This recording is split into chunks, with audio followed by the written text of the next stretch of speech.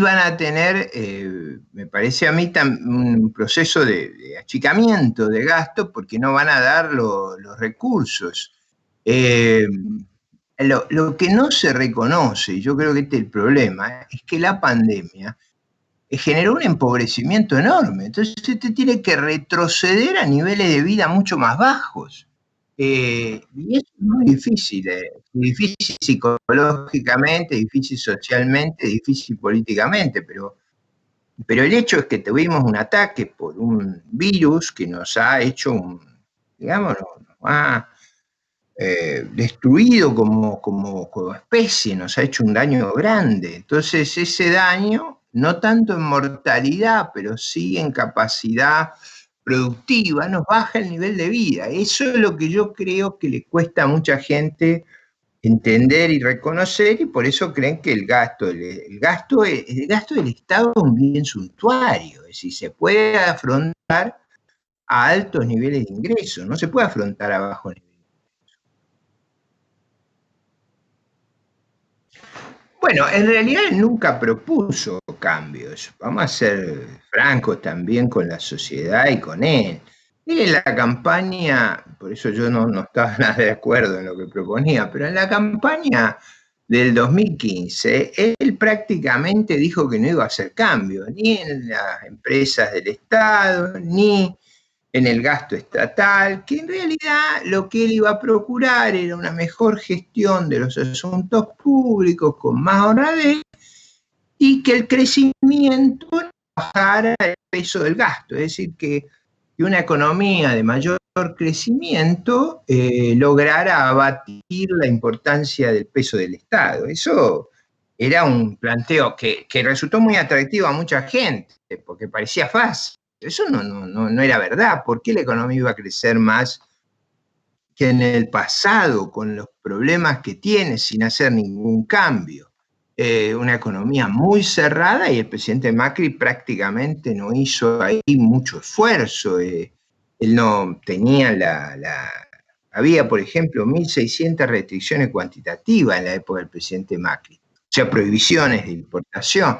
Él no tenía una mentalidad del cambio, él venía de la gestión en la ciudad, que tampoco cambió mucho, donde creía que con un poco más de circunstancias favorables iba a administrar mejor y que eso iba a crear las condiciones para pequeñas modificaciones. Acuérdese lo que hablaron del gradualismo, era una cosa, un sonsonete inaguantable.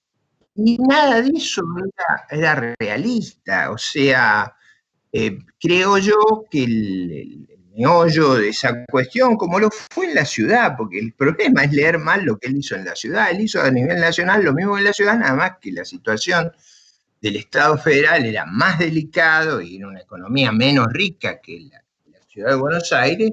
Entonces, aplicar la misma lógica lo llevó a una crisis, fue la crisis la que lo derrotó. Si el gobierno anterior hubiera evitado la crisis macroeconómica con un manejo más prudente nada más, o sea, un manejo similar al de los últimos 2 años, los primeros 2 años, con eso no hubiera enfrentado ninguna crisis macroeconómica y nunca hubiera vuelto el populismo. No, pero es al revés, o sea, la ausencia de reforma es lo que ha llevado a la Argentina a tener tan baja tasa de inversión y tan baja tasa de crecimiento. ¿Qué es esa cosa de que nosotros podemos vivir cobrando impuestos extravagantes y que no tiene efecto eso? Eso tiene efecto, eso colapsa la tasa de inversión y al colapsar la tasa de inversión, colapsa la tasa de crecimiento y ahí usted se vuelve crecientemente inviable. O sea, usted tiene que poner impuestos que sean tolerables para que crezca la inversión. Ahora, para que crezca la inversión y los impuestos sean tolerables, no puede financiar el gasto que tiene. Y ese gasto lo tiene que reducir.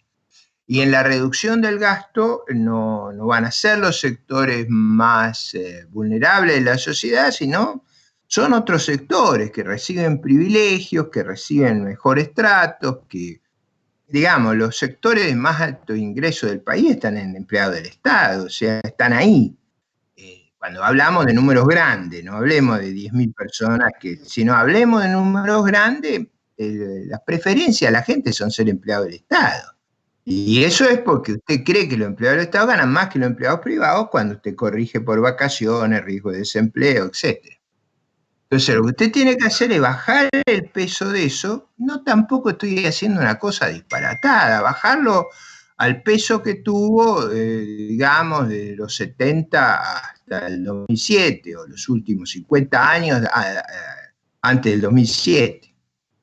O lo que usted hizo en los 7, de 2008 al 2015, fue una locura. Esa locura es la que está en el corazón de las dificultades, porque ya tenía dificultades antes que fueron tapadas por los extraordinarios precios de la primera década de este siglo.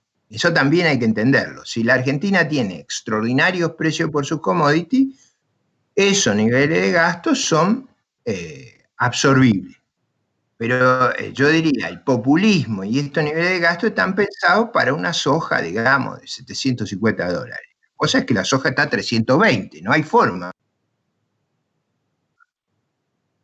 Mire, la clave de un buen plan de vivienda es el financiamiento. O sea, nosotros hemos prestado en vivienda con el FONAVI, sin contar hipotecario y otros planes que hemos tenido, alrededor de 70 puntos del producto, es decir, 350.000 millones de dólares. Un número extraordinario. Si eso que hubiéramos prestado, sin interés, simplemente por UVA, ajustándose por costo de vida, lo tuviéramos, o sea, lo hubiéramos ido recuperando, hoy podríamos financiar un programa que sería 10 veces el que quiere hacer el Estado, que además no tiene los recursos para hacerlo, porque lo va a hacer con emisión monetaria.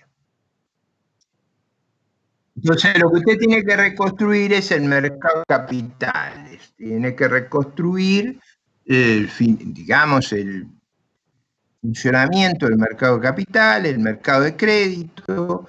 En todos los países, el financiamiento de la vivienda es el núcleo del mercado de capital y el mercado de crédito. Claro, no va a poder hacer lo que hizo con el FONAVI, que es regalarle la vivienda, no sé, a mucha gente que no se la cobró, ¿entiende?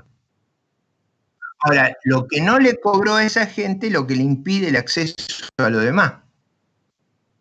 Las tres cosas dependen de una economía en buen funcionamiento, con buenos mercados de capitales, con mucha inversión. Ahí usted va a tener un buen empleo, va a tener un sistema financiero y un mercado de capitales para canalizar los ahorros. Ahora, eso requiere que quien recibe una vivienda por un préstamo repague el préstamo. Yo le he dicho que hemos prestado 350.000 millones de dólares. ¿Dónde están? ¿Dónde están? Pero digo, no, pero que ese problema está en el corazón de nuestro fracaso. O sea, usted le ha regalado a los que recibieron la vivienda y consecuentemente no tiene para financiar a otros. Y eso es lo que hacen otros países. Entonces, la clave del plan es reconstruir el mercado de capitales, el mercado financiero. Para reconstruir el mercado de capitales, el mercado financiero, tiene que reconstruir la relación con los acreedores externos, que es muy chiquita, pero hay que reconstruirla. Tiene que reconstruir el mercado de capitales domésticos, tiene que reconstruir el mercado financiero, tiene que creer que las deudas se pagan. Son cosas muy simples, pero que producen un efecto tremendo. Bueno, eso yo hace muchos años sugerí, pero hace muchos años, que cuando usted recibió un plan social usted tenía que hacer dos cosas. Completar su educación, es decir, terminar la escuela secundaria, y en segundo lugar,